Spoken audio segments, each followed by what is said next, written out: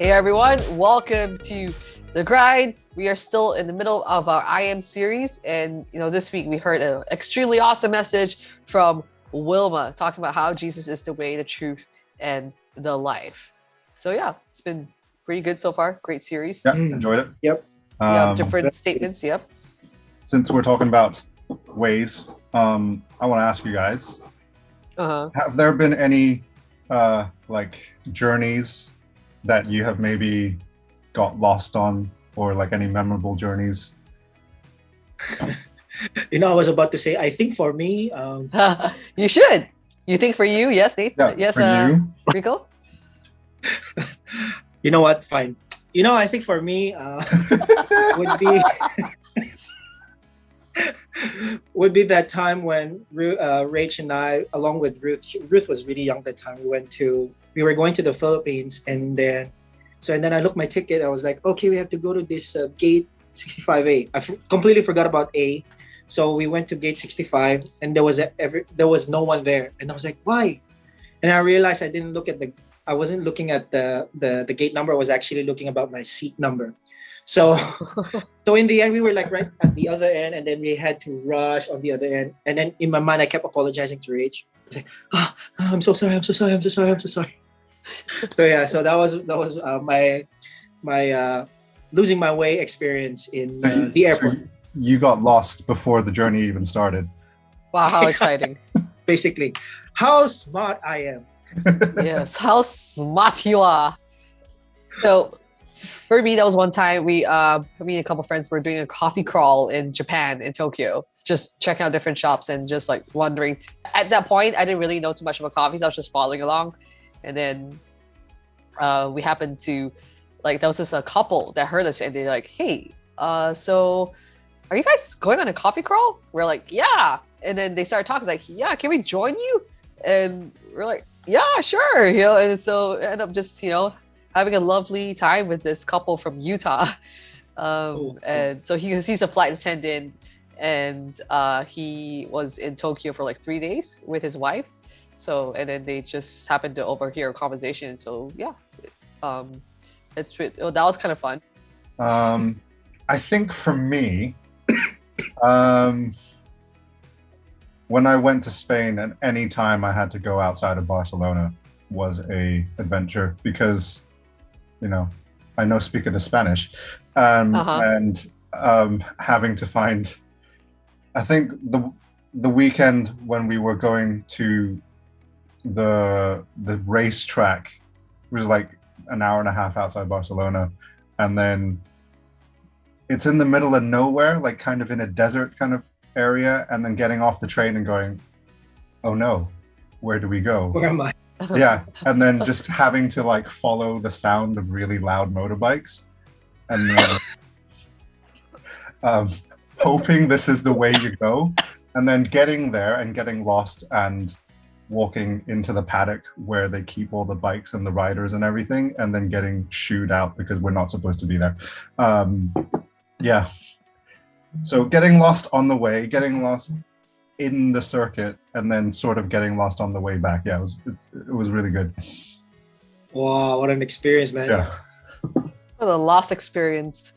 So, Wilma shared like like we said, a message about I am like Jesus being the way, the truth, and the life. And I think it's depending on who he is, and the reason why we follow him, because we know who he is, and the fact that we know who we're following gives us security that like this he is the way, right? Like he is trustworthy, and also to kind of like look back on what he has done in your life, and let not your heart be troubled, like in all situations, because we know that we have such like a good God, right?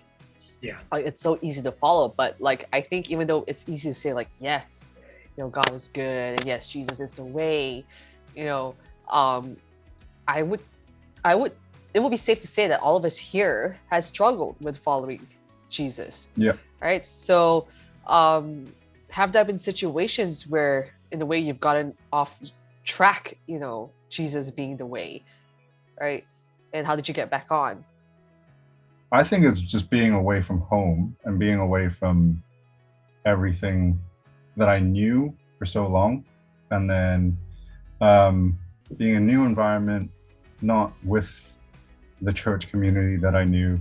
And then, so at that point, you think like, I mean, now that I realize that my idea of God was tied into like the church that I knew, the people that I knew, and then to suddenly have that all taken away, throws up a lot of questions, you know. Yeah. But then through that, I guess like you do, or at least for me, I did realize that God is like the same and was with me wherever I went. And then so slowly, I mean, it was not an overnight thing, over a period of a few months or even a couple of years, where you just go, oh no, God is still with me, still showing me the way. And just because things are difficult now doesn't mean he's gone away. So I think that was the realization when I just knew, like, yeah, even in a difficult time when I feel like I'm suffering, God is suffering with me. You know? Yeah. I think during my time in college, I think that's one of those times when I felt that there is a sense where I kind of driftly steered away. I struggled a lot in defining myself on where I am at with the Lord. And sometimes when you are actually drifting away, you don't even realize it sometimes. And what I'm really grateful for during that time was I had people who started reminding me a lot. And I think during these moments, these are the really crucial points where you have these communities with you that would actually remind you, hey, and they would actually correct you and kind of tell you like, oh, I think you need to really reevaluate what you are doing and check yourself and stuff like that. And I think these are the people that actually the Lord has been using to bring me back to where I am at right now. You know, like being cautious with what I'm doing, being careful of the words that I say. And yeah, it's not more of like you just want to be like want people to see that you're better, but even for yourself, you want to make sure that you are in the right path where you're not like just doing your own thing and stuff like that. And you always feel that sense of sense of peace, knowing that you are with the Lord. He's actually guiding you now and what you're supposed to be doing right in your life. So yeah. I like what you said there. Like, you know, there's maybe some pressure to like make it performative, that let everyone know that you're okay, everything's good. But when really you should be doing it for yourself and for your relationship with God, if that makes sense. Because that's more important than impressing people, no matter who they are. I think college is definitely a time where, you know, it's easy to have your faith tested because you're away from family, you're away from what you know. And like, you know, because like your idea of, you know, what church is was like, you know, what you were exposed with when you're growing up, you know, and then being in college, it kind of just like, you know, throws that all like in a loop, because you're exposed to people who are actually coming from different faiths, you know, or even like different versions of Christianity, right? And then also you've got people who are like, obviously, you know, college is meant to like get you to think, and you know, definitely a lot of people different viewpoints. And I know I took a class it was called Introduction to New Testament. I'm basically taking this class to boost my GPA.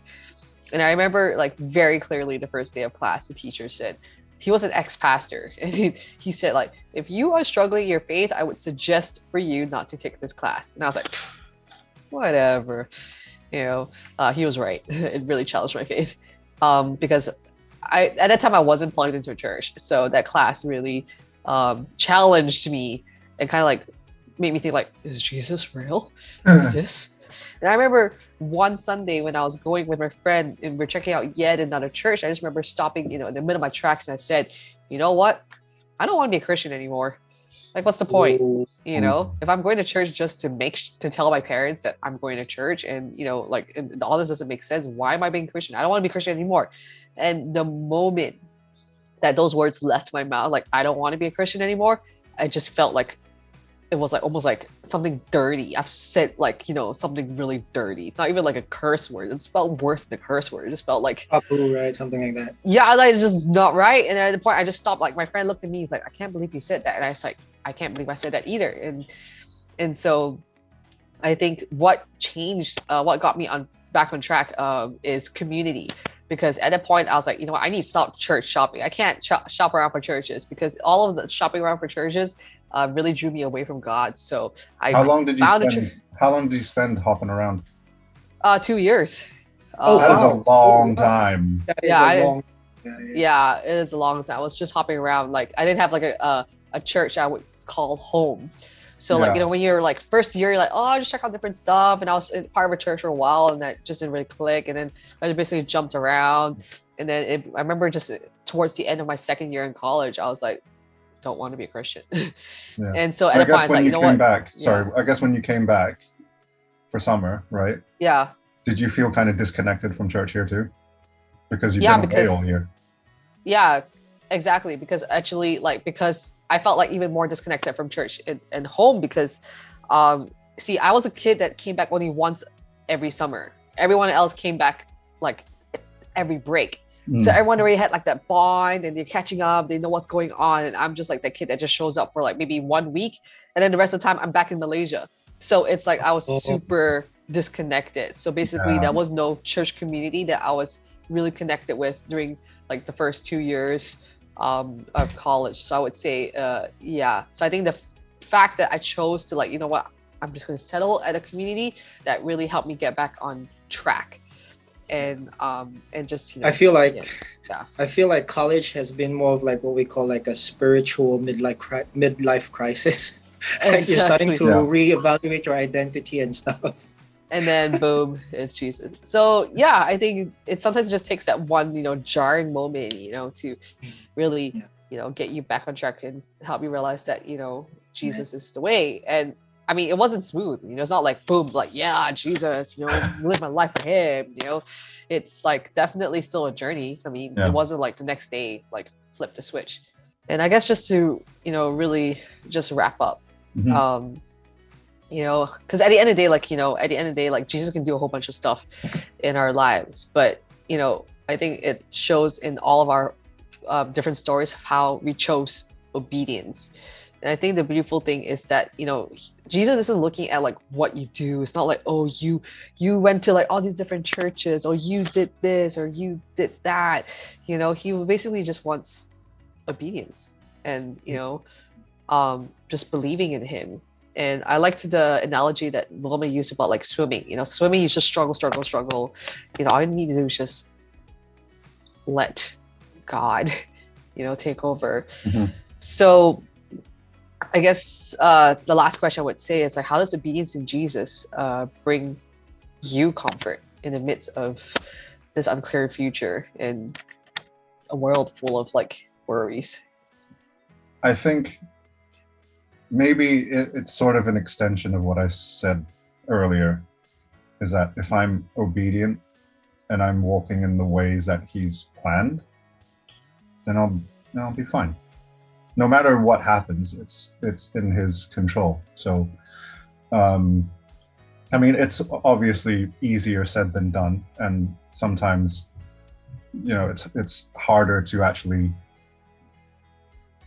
go through with it. But if I am aware of what I'm doing and aware that I'm being obedient, then it's very comforting. It's very peaceful, I think. And then I can stop freaking out about planet being on fire. So yeah. For me, the analogy that I always think of is when it comes to obedience is like whenever Ruth, like for example, when we're outside with Rach and the kids, Ruth loves running around, like because she doesn't come out often, right? So you keep on telling her, come back here, stay with me, like that. It's like, but she's still gonna run away. And then I always tell her, like, I have to remind you, if you're gonna be outside and you keep running around, you're gonna get lost, and it's gonna be difficult for your mom or I to find you. And I think I see myself with Ruth in a sense that the Lord will keep reminding you, you have to stay with me. And of course, for Aw. us, we have to be obedient with that sort of reminder from God. Because if we're not gonna obey Him and we keep running around, then we're gonna get lost too. So I feel that um, having that obedience, there's a sense of security knowing that the Lord is with you wherever you're at, and the Lord is gonna be there to protect you in any situation you're gonna be in.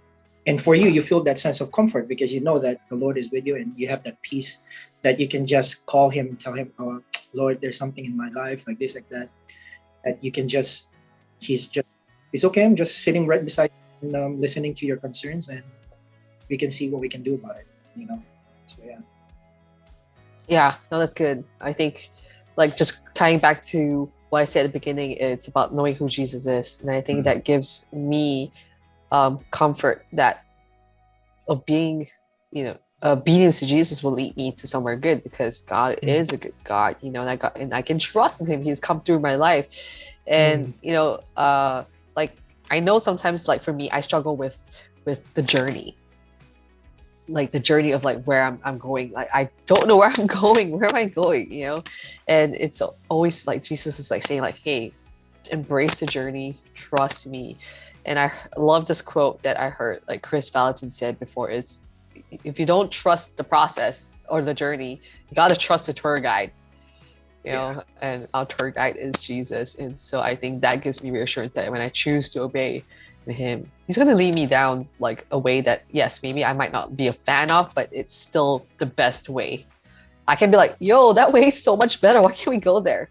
But I got to trust that the person who is leading me, Jesus, is the way, and He is the truth, and where He's leading is life. So Yeah, yeah. I like it. Amen. Yes. So anyways, thanks again for joining us, and wherever you are, I just hope and pray for you guys that you experience Jesus in His entirety and know that He is the way, the truth, and the life. So Amen. take care, and we'll see you See you next week. time. See you guys. Bye. Take care. Everyone. Bless.